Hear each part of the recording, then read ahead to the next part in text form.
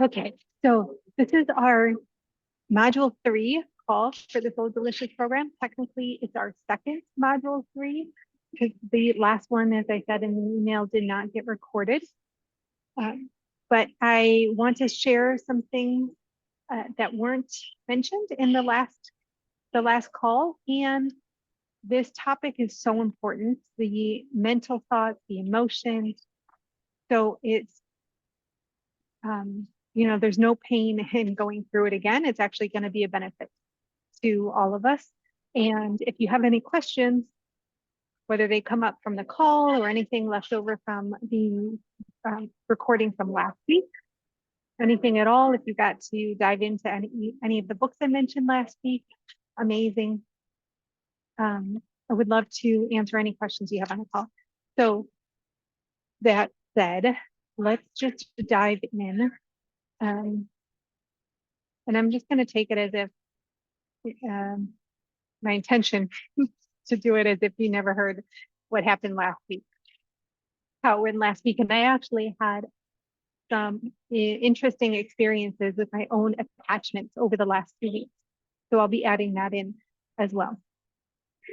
Okay, so what I want to start with is this quote about preferences versus addiction, which is our whole framework of, well, not the entire framework, but one of the key pieces of how we're looking at our attachments, our cravings, as they're just preferences.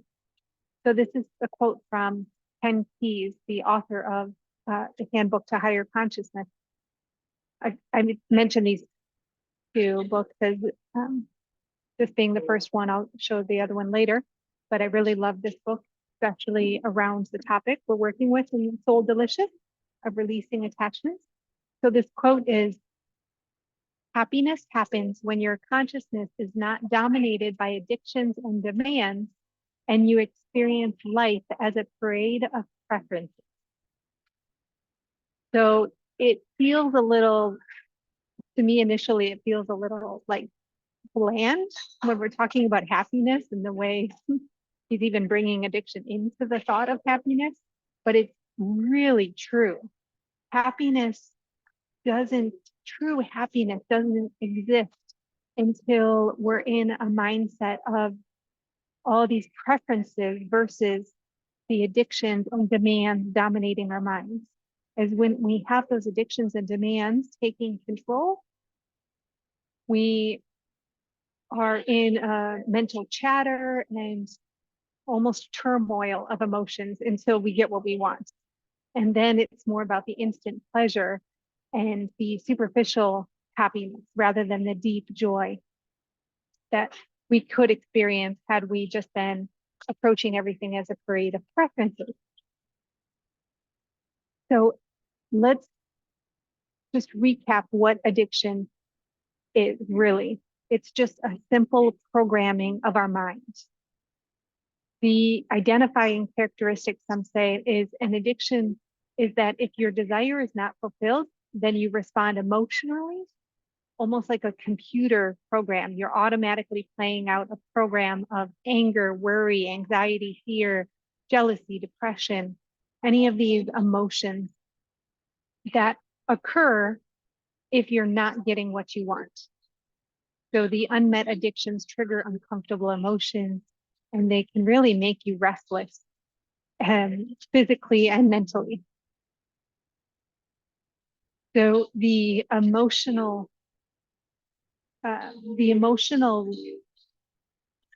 attachments that we have are really powerful to look at. Often we're looking at the physical addiction, but the physical is, in my experience, really a manifestation of the emotional attachment or the thoughts that we're attached to, the belief that we're attached to. So as an example, this is what happened this last week. And this has been a big part of my journey over the last, ever since I switched from mochas to matcha, but maybe even before that. So matcha, as I try to always emphasize, matcha is a healthy superfood. It's green tea powder. But my personal attachment has been to Starbucks matcha, which boosts the matcha, the amount of matcha in the drink, so it's more powerful. But in order to make it enjoyable, they also increase the sugar a whole bunch, to the point that anyone that really enjoys a more natural matcha says that Starbucks matcha is not even matcha because there's so much sugar in it. So that's had been my attachment. So this, as I've shared in this program, I've released my addiction to the matcha last year when I adopted this belief or this understanding of it being a preference rather than addiction. It immediately lessened my attachment to it, and thus I was able to make other choices aside from just the matcha. And it's been amazing. So since we started the program a little before the program, I haven't had any matcha. And even before that, I had it on occasion when visiting the States and then Mexico now. So when I went back to the States, I had it on occasion. And I didn't feel powerless over it. I knew that when I wanted to, I could not have it. And there were times where I would switch back and forth between the matcha and just a tea, or, having nothing at all. So I was enjoying it, and sometimes having craving for it, and sometimes having this desire of really wanting it and having the mental chatter come up. So that was coming up, but it wasn't something where I needed the matcha, right? So in the last couple, since starting our program, I haven't had any of this drink. But in that process, I've had the mental chatter come up.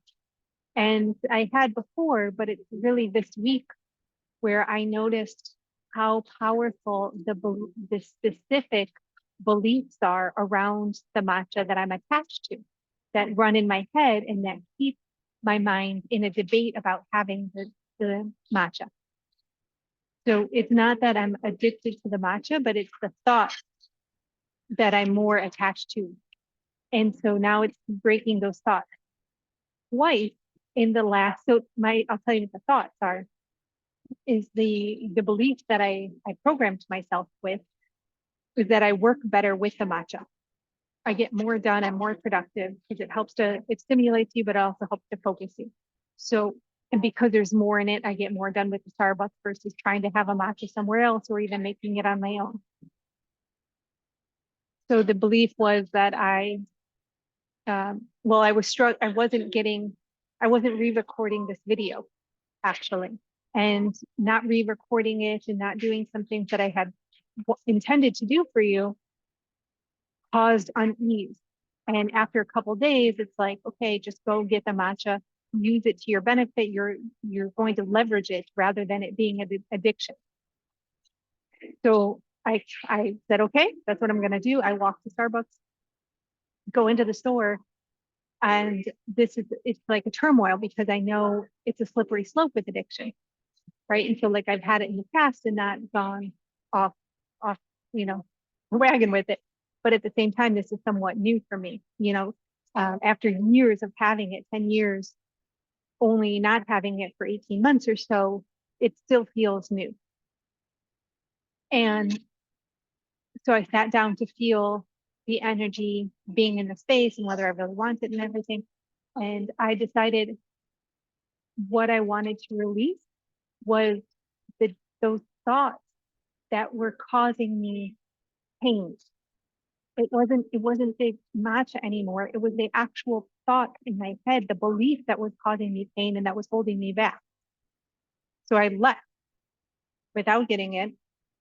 A few days later, a week later, the same thing happened, similar thing. You just saying, just get the work done. And then you'll be happy and you can move on and not have it after, that one time. Go to Starbucks and the same thing happens. It's like, no, you have to break the belief. You have, if you give in to having it this one time, you're instilling that belief that you need it to get the work done, which is absolutely not true. It's just me justifying a reason to have the matcha. or even justifying the reason why I didn't get the work done. Does this make sense? And so those beliefs that we hold often, I took away all the sugar in my life aside from the matcha. So that's why that one thing is so powerful for me. But often it's the belief that we have that keep us going to the sugar of any kind, or the flour products, if it's bread or chips or whatever it might be that you're attached to, or even something outside of the food world, or even the coffee in the morning, that you do better with the caffeine, right? It's the underlying belief of you're going to be more energized, more stimulated, more productive with the caffeine than without it. Because we know, I mean, everyone here knows how to reset their taste, buds, to change the microbiome, to say no to food, right? You know how to do that. You've done it with many, many different foods. So you're powerful in that way. It's the deeper belief that we are not addressing that holds us back from whatever it might be. Can anyone relate to that? Yeah. Let me know in the comments if you can think of a belief that you're holding on to, something that's keeping you going to the food, the beverage, or something else again and again.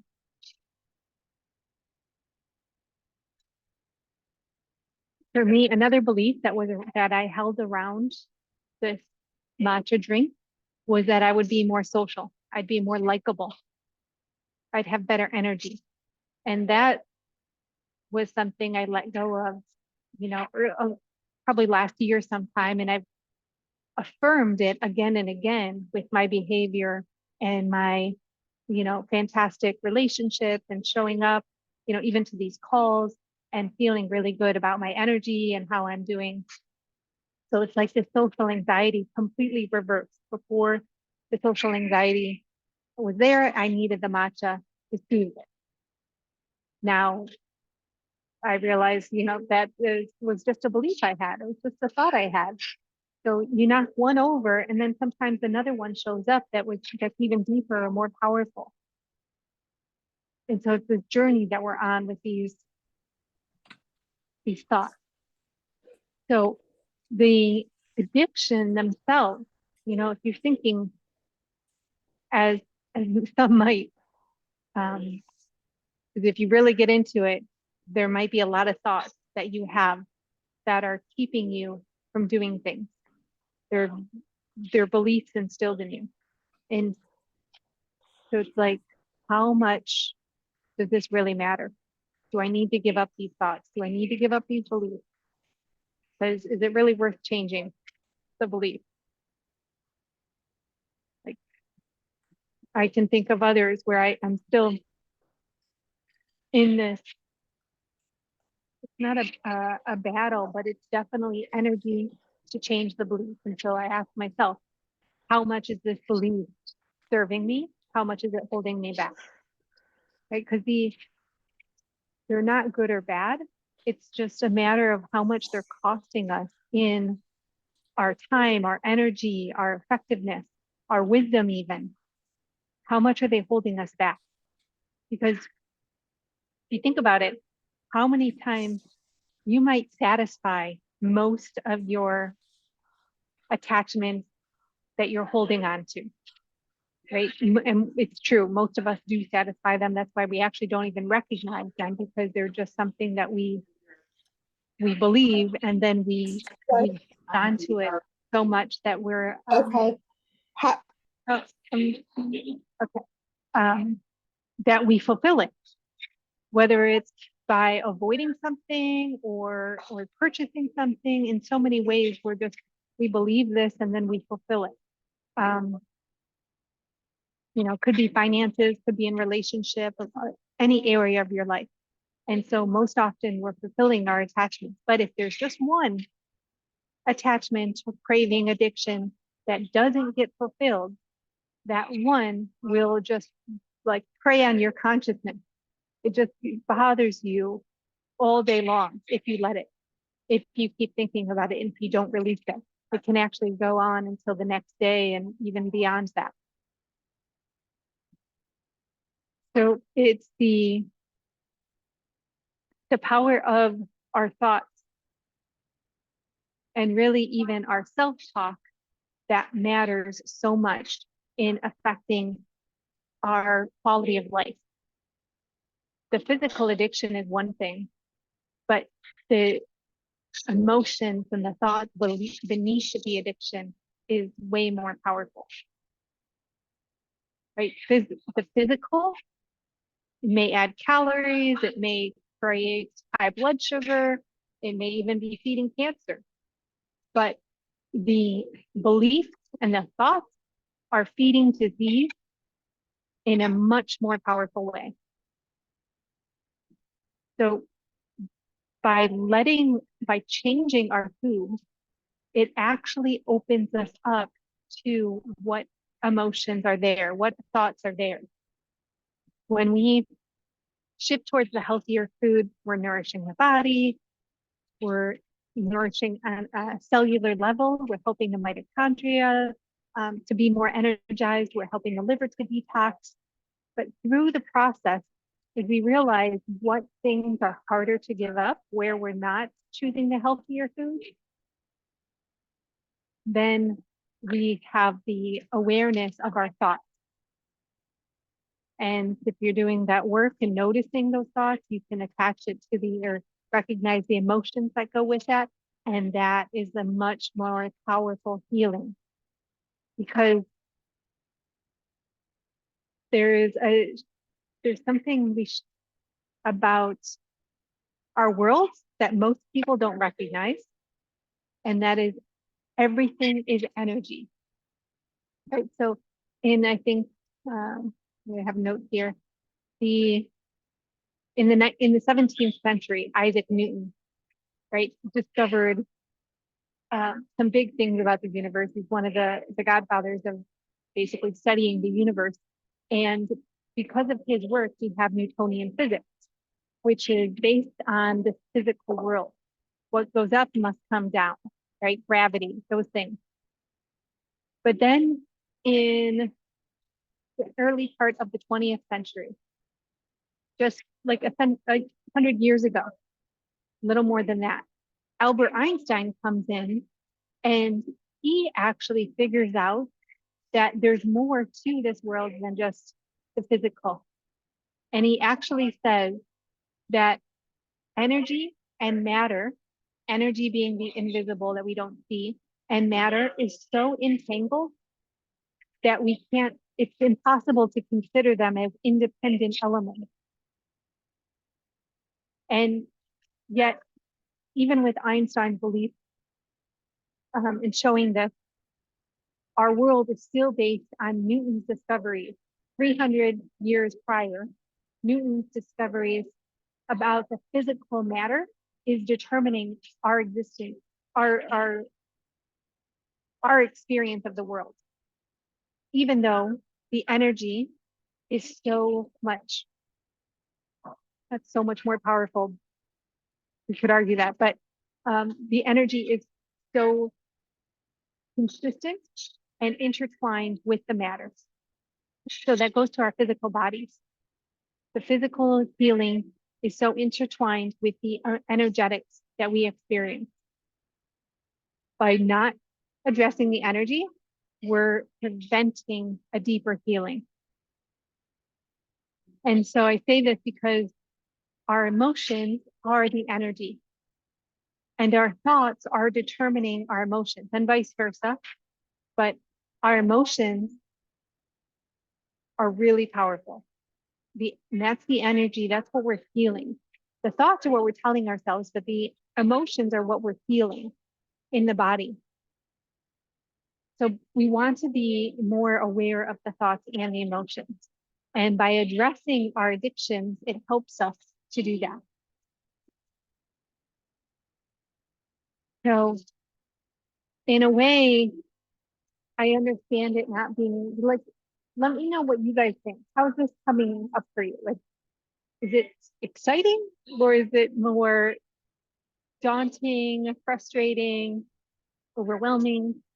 What are you feeling just having this conversation?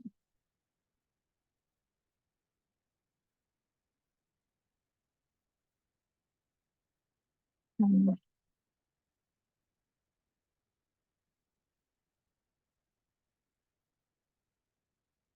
So, let me see if I can pull this.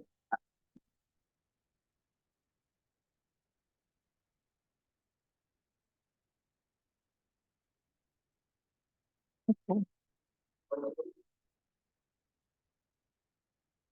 Guys, it's so quiet. Um, okay. Well, for me, it's very empowering and sometimes frustrating at the same time. But overall, I feel more empowered and excited about the possibility of changing my thoughts and my emotions because that means I can feel better. I can feel differently and better than I had been. And it's in my control. It's not something without outside of me. All in my control. And so with the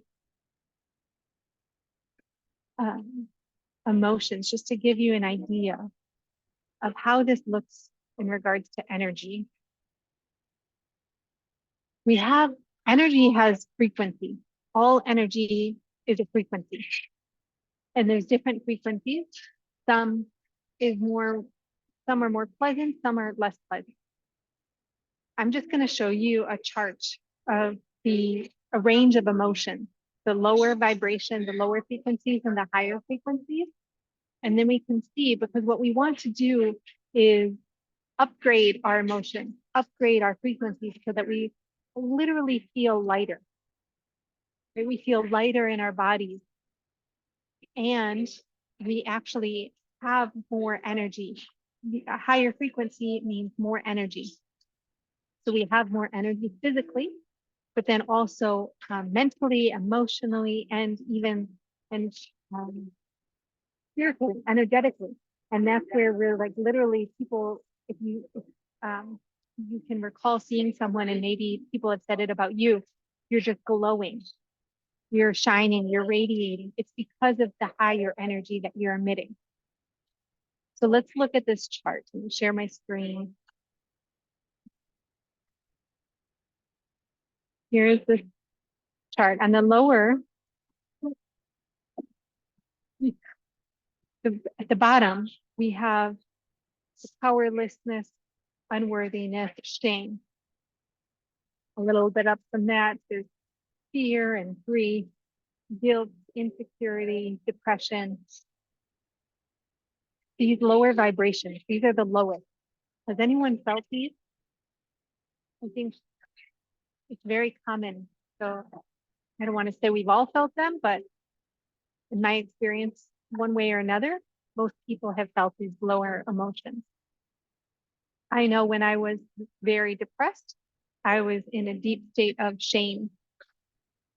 Um, Definitely hopelessness, powerlessness, all of these lower ones. When we raise our emotions, it's not realistic to go from shame all the way up to happiness. It doesn't happen like that. Like, so when you're feeling one of these lower emotions and someone's trying to convince you to be happy, like just be happy. Think about all the positive things in your life. It can feel frustrating or so just annoying, like, because it's not possible to make that shift. They don't understand. They don't see where you are. They're not relating or able to understand where you are. But what you can do is raise your emotion gradually. And so if you look at the chart, we can go from if you're feeling, um, like even the self-loathing, just like life wisest, like nothing good happens to me, right? And just like so depressed. Hate. is better than the self-loathing. You can hate what's happening, but there's energy in that hate. And then there could be action taken with that hate. Not a great place to be. You can see it's super low, but we can actually make some change there. And if you're feeling that hate, then you can move a little further up and maybe come to, uh, more of want to jump further up, but just being overwhelmed with all there is to do. Recognizing like it's not, the world's not out to get me, but there's so much going wrong. I'm just overwhelmed. I don't know what to do. So you can see we can raise our emotions a little bit. Okay, so let's say we're not in the low vibration, but we're in a more neutral state. Maybe we're just feeling frustrated. Like why did my partner do this? Why didn't this go as it should have? I can immediately go from frustrated to relaxed. And maybe I'm jumping, some things, but in general, like when I had my video recording, didn't record the last call, super frustrating. But how long did I let that last for? I didn't sit with the frustration for more than a couple minutes because there's nothing I can do about it. So I just moved into a more neutral, relaxed state. From that relaxed state, then I could find reason that it was actually beneficial. Or, and you don't need to find benefit in everything.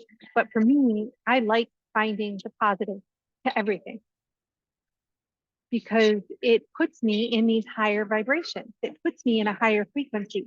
So naturally, I just want to find the positive. I'm not saying it's all positive. I'm not saying negating the fact that I would have liked to just give you the replay, but some people didn't get to be on that call and then they missed out. But personally, I knew I wanted to add in some more content. I knew I wanted it to flow a little bit better. And so I focused on that. I'm going to make changes to the training and then we're going to re-record it and it'll all be great. Right. So I immediately moved to the positive. What I didn't do, which would have served me, is move to joy. Like that would have been a bigger jump. But if I could have moved to confidence and happiness and fun like quickly by the next morning, I could have recorded it right away. Right? Because I knew what I wanted to add. I could have just felt into it and let it flow through me. But instead, I wanted to perfect it. Not perfect it, but I wanted to give more time and really have more control over how it was going to go. And that's where it's just, I get in my head too much and then it's not fun anymore because I'm trying to control it. And personally, that's not my way of doing things. So I do much better when I feel those higher emotions and I can stay in those emotions, whatever it might be. It's not to say you always want to be there. Like I'm saying, I feel a lot better in those. But sometimes the healing actually happens more when your body is in a little bit more of a neutral state. And I'm trying to find a balance here and understand this for myself because I'm going to be talking about this. I'm going to host a webinar soon and talk about the extent that we can balance our nervous system is the extent of our healing, the capabilities of our healing. So if you're in a super this abundant, joyful state where you're like blissed out, you're so high that maybe there's so much energy there, your nervous system is not able to heal as deeply.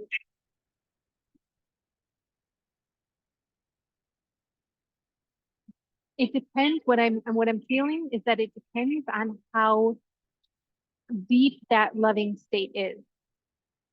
Because if we go to Joe Dispenza's retreat, if any one of us were to be there, and you're in that, you definitely would be in one of those highest frequencies, a loving state where there's so much love, your body will naturally go into uh,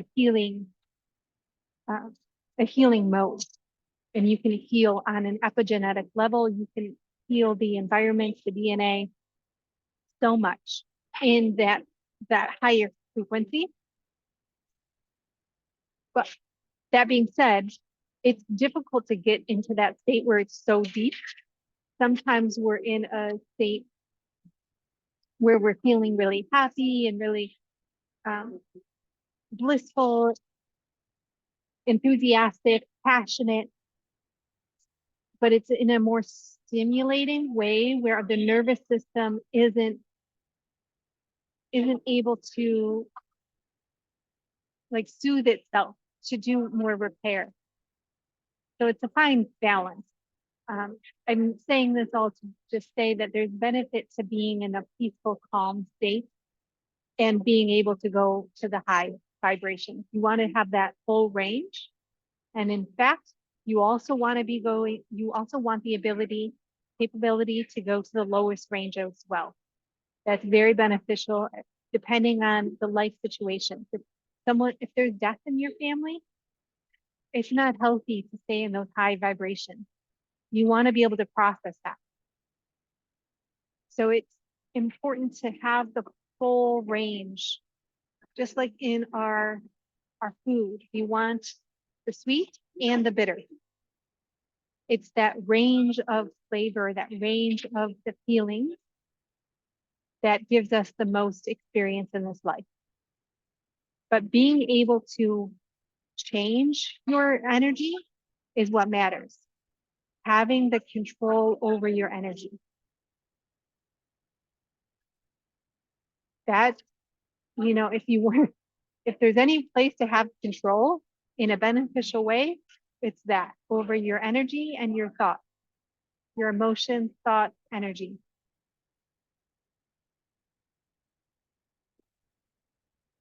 So how do we change? Like, how do we do this? How do we do the change? I'm going to stop sharing. Okay. Well, like I said, there's different levels of or different experiences we have, the physical and then the mental, emotional, and energetic.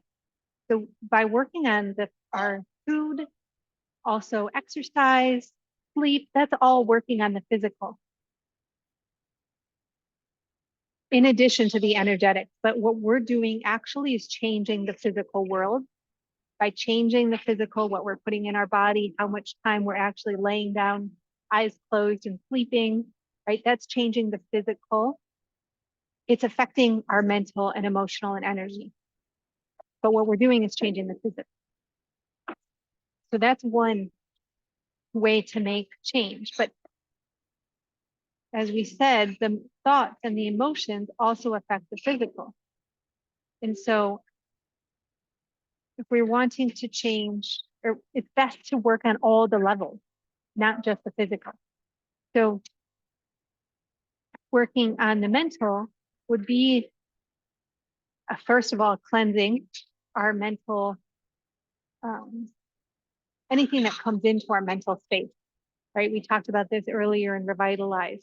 All the thoughts the outside world, the thoughts from the outside world that you let into your mind, it's going to affect your thoughts.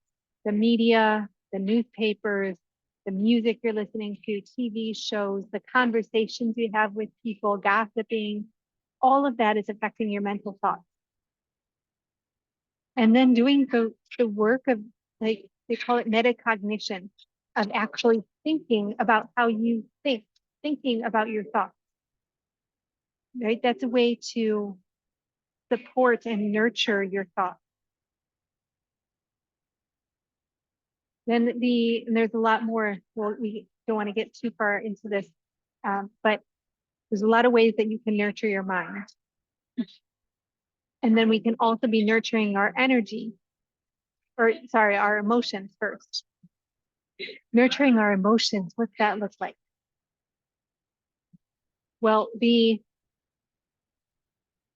similar to how we want to cleanse and be surrounding ourselves with positive thoughts. We want to do the same with emotions. So the people that you're around, it doesn't matter necessarily, it's not only what they're saying, the conversations you're having with them, but what emotions are they actually vibrating? Like what emotions are they expressing and feeling? Right? You can feel someone's anger without having any words expressed. You can feel someone's depression. So I don't want you to turn away from family unnecessarily, but be conscious of the people that you're around, and not just the people, but also the environment, the energy in your workspace, the energy in a coffee shop, the energy in, places that you might visit. Um, going to certain restaurants have a certain energy to them versus other restaurants. I actually thought about this. I was at in Washington with my family, and we went to a Mexican restaurant for dinner. Mexican is like one of our family's favorites. And this was my first time in this place, but it had been a recent favorite of theirs that they go every week. And I go in and I'm having chips and guacamole salsa with them. And I order, a vegetable fajita, my favorite, no tortillas or anything, but it's the chips that I can't stop eating. And I'm doing much better than some other people might, but in general, I'm overeating. And after leaving, I'm thinking about my behavior, and because I'm always, wanting to be the best version of myself, and I've overate, and it's like that doesn't feel comfortable. So I think about it, reflect back to what I would do differently next time, how I might change the situation if I could avoid it, all of that. I actually, I think I was recognizing this in the moment in the restaurant because I excused myself and went for a walk before the meal was over. So what I noticed was the music was really loud and just a higher frequency, and not in a very sacred way or very healing way, because some of those vibrations could be healing, higher vibrations, but this was just a faster frequency that got you ramped up, your sympathetic nervous system ramped up so that it's almost in a fight or flight response to get to the food faster than other people. And coming from a big family, that's definitely an experience that everyone in my family has. It's like we're just eating very, very fast.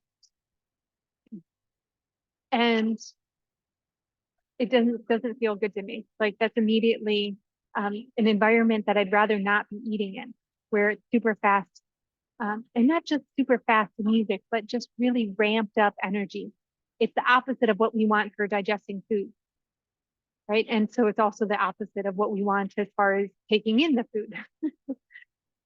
um, so I say this because the environments matter. And so when I noticed that, I tried to take myself out of that environment to calm myself down, improve my digestion, and stop eating the chips. So that's addressing, okay, it started with emotions, but also the energy. So the energy is the basis of everything. Even our physical bodies are made up of energy. It's all particles, a field of particles vibrating at some frequency. It's just the physical body is vibrating slower, but it's still energy. And so the more we can think about the common ground, which is actually a field, the common field that everything shares is energetic, then we can recognize how much it matters. The thoughts we have, the emotions we feel, it's all emitting energy. And we have the power of our minds can shift the energy that we're feeling and the emotion we're feeling. And yes, the emotion can change the mind, but what we're generally starting with, anytime you want to change your emotion, it's an intention in the mind that then says, I'm going to change the emotion or I'm going to change the energy. Right? You can change energy and emotion subconsciously, but when it's conscious, it's always with the mind first. And so the practices of working with the emotion and energy, starting with that mind, can range from something as simple as affirmation, right? Self-affirming thoughts. And not even just affirmations, but what we talked about on the coaching call last week was phrases that we could say to ourselves. And so you might call these affirmations, or they might just be, it might be a belief that you want to pattern into your subconscious. We talked about on the coaching call. If you haven't listened to that, definitely do so. It's in the course, on the course website. Thinking about first the thoughts that you're having currently that are keeping you from where you want to be, or the thoughts that you're attached to that you'd rather not be attached to. And they could actually be positive thoughts. They could be positive memories from the past that you're just reliving. I've done that so many times, actually for years. I've lived so much of my time in the past thinking about positive memories I had with people, friends, men I was interested in. I like hung on to these positive memories, and then I wanted to develop the relationship, for instance, with men. I wanted to develop the relationship, and I often would go back to the memories thinking about how great it was and why I would want to have a relationship with them. Not recognizing I was living in the past rather than creating the future.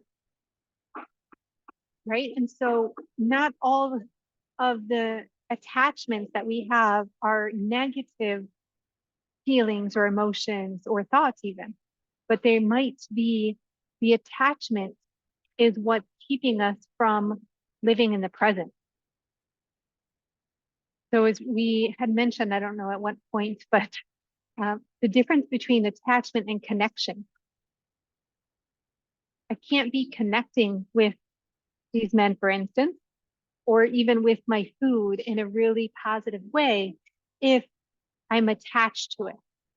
Because connection requires being separate in a way. You're separate and then you connect. And then you go your separate ways, you connect again. Right? When you're attached, there is no separation and there's this clinging, like ball and chain, right? It's not a helpful place to be. No one wants to feel that someone clinging to them. You want connection, you don't want the clinging. So thinking about first the thoughts that are not serving you, even if they're positive, and then how we can reframe them to be positive.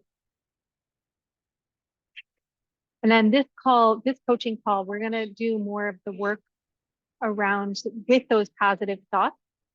So if you want to come up with those, that's what your assignment is in the next couple of days. But thinking about the positive, or even, I don't want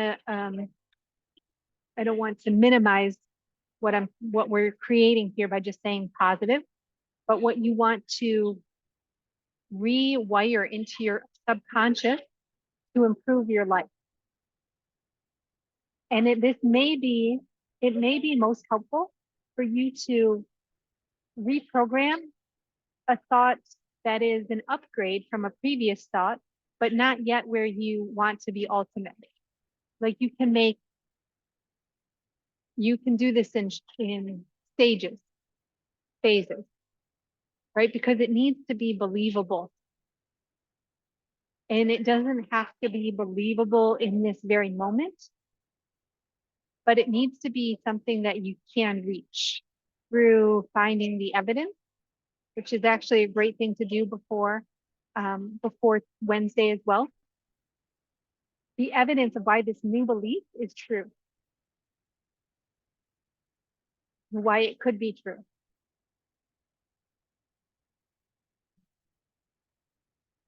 And so in addition to we call these self-affirming, life-promoting thoughts, beliefs that we're going to rewire into our system, there's also this nurturing voice that we have.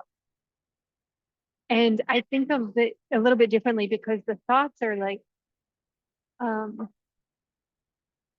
if for instance, the mantra, I work best when I'm focused. I don't need them. The old belief was that I work best with Starbucks matcha. The new belief is that my brain works best when I'm focused. How many different ways can I get focused? I have this new music system I just tried out in the last couple of days. It's really fantastic for focusing my mind. I like mushrooms in my drinks, in my latte, for stimulating the mind and actually helping to the neuroplasticity of the mind, right? And just being in a like a quiet area without a lot of distraction helps to focus, right? Not having the phone nearby helps to focus. There's a lot of ways I can support myself in getting that focused state. So that belief will be very positive.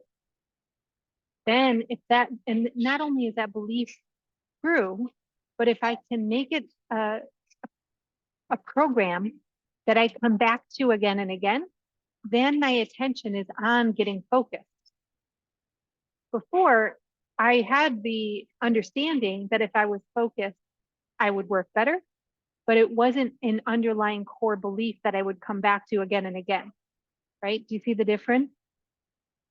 So you might have understandings with your food, with your nutrition, with sugar, whatever it might be, but if you can instill something into your subconscious, then it becomes part of your identity, right? You could go through a list. You might actually want to do this. If sugar, for instance, is something that you're attached to, you could find a list online, all the reasons that sugar is not good for you. I actually did this. I found a list of like 50 different reasons, right? There's probably several different blogs listing things like that. You go through the list and see which ones are meaningful to you, which ones would be helpful for you to instill into your system. And I'd want to preface this with like refined sugar, right? Not sugar from fruits. You also might not want to adopt to the belief that all sugar is bad for you. You might want, it's just the excess of sugar. It's sugar on a daily basis outside of the holidays. Whatever it might be, do something that's supportive to you. So that was what I was saying about the thoughts. Those are the thoughts, the beliefs that are true or that you want to program as true for you. The nurturing voice is this kind voice, like a mother talking to a child, where you're soothing yourself. When you're making, going through a hard time, going through the uncomfortable feelings, the frustration, the sadness, the shame, the disappointment, you have to be able to nurture yourself. Often we didn't grow up with this. And often it's because our parents didn't grow up with it. They didn't learn how to nurture themselves and they didn't teach you how to nurture yourself. That's not something we learn in school. We don't really talk about emotions at all. At least, in the years that we were in school. Hopefully, I think that's changing a little bit, but even so, most of the curriculum is not designed to support our well-being. So we need to learn how to nurture ourselves. And that starts with a voice.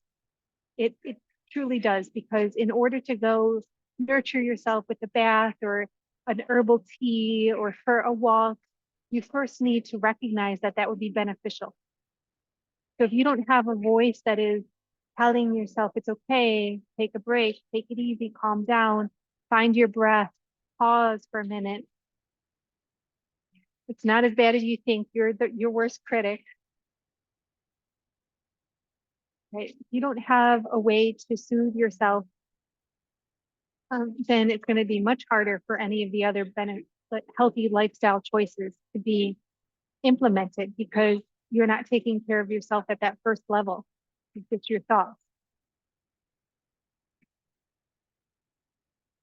And those thoughts are so powerful that they can change your energy and your emotion instantly, instantly, that you don't even need to walk. Not that saying that you shouldn't walk, but with just a change of your thoughts, you can change your entire nervous system state from sympathetic to parasympathetic. So if you don't have time to go for a walk or time for a bath or whatever it is, those nurturing thoughts are really powerful. And on top of the thoughts, it's feeling into the emotions. Because if you have a thought, it wasn't that bad, you're making it out to be worse than it is. It's all good. They actually loved it. You're, you're focused on the negative, but there are so many good things about it, right? If you're just telling yourself that that's one thing, but if you can actually feel it, that's another level of healing. To really feel not only the peace that it's not as bad as you thought, but feel the love, the gratitude for how it went, for yourself for showing up. You know, if it's something where there was something you're perceiving as a failure or not good enough, just the fact that you showed up is amazing, right? Just in building your confidence and your self-esteem. We're going to talk more about that in the next few weeks, but that is huge, because we are powerful beings, but often we don't feel like powerful beings because we're either out of integrity, out of alignment, or we're telling ourselves that we are. Either way, it's not supporting us in making the choices that we want to make.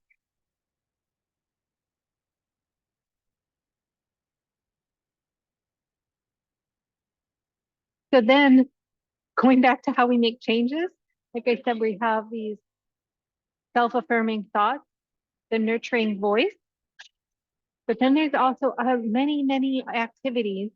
There could be something where you can go and pay someone to give you a treatment like a massage, um, many different kind of therapeutic treatments or modalities to help us, but there are many that we can do at home as well. The first one that I love recommending to people is meditation, because it helps not only your energy and your emotions, but also the control of your mind and bringing yourself back to that focused state, right? So Joe Dispenza, I mentioned many times throughout the year, and this program, I think we talked a little bit about him, but his meditations are fantastic. They're guided meditations, which is one of the reasons I love starting people with his work, because it's easier to follow someone's voice than to just be in silence. And he's always intentional about the meditation. So you can look up, Joe Dispenza meditations on YouTube, and you'll find a whole range of different intentions there. But also, I started going back to silent meditations as well, because there's a different benefit to the silent meditation, and that it's creating that complete empty space for your mind to be with the silence. And it also allows for more I feel it allows for more wisdom and intuition to come up because you don't have Joe Dispenza or whoever it might be guiding your meditation, that voice in your head. So it allows for more of your wisdom to come through, because one of the benefits of meditation, even though the point is to get clear and to keep coming back to your breath or whatever it might be, sensation, often that silence, through the silence, some ahas often come through regarding your emotions or thoughts or relationships, whatever it might be. But there's often wisdom that comes through the silence. I don't like to get religious, but I do resonate so deeply with the spiritual world that we cannot see. So I just want to throw out this idea that God, higher power, whoever it might be that you relate to, prayer is speaking to your higher power, where meditation is a chance to listen to the higher power for that guidance to come through. So the silent meditations give you more of that space for that voice to come through. And it could be just your highest self, your highest voice. Okay.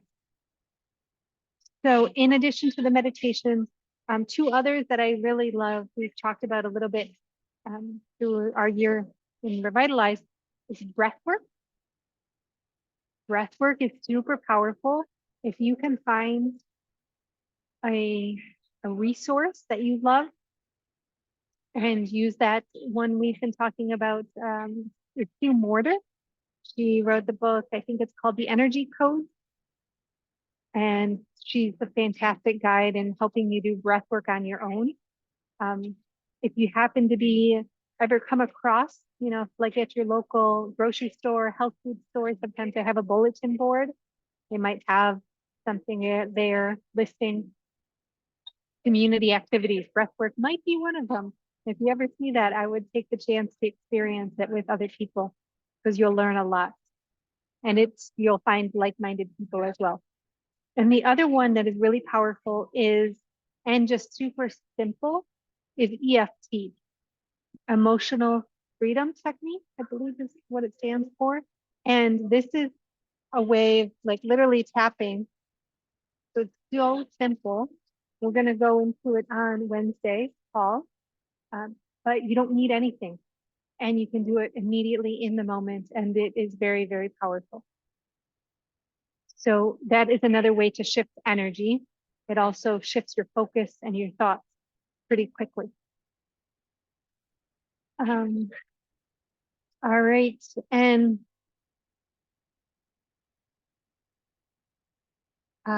speaking of change, there was this one quote that I came across.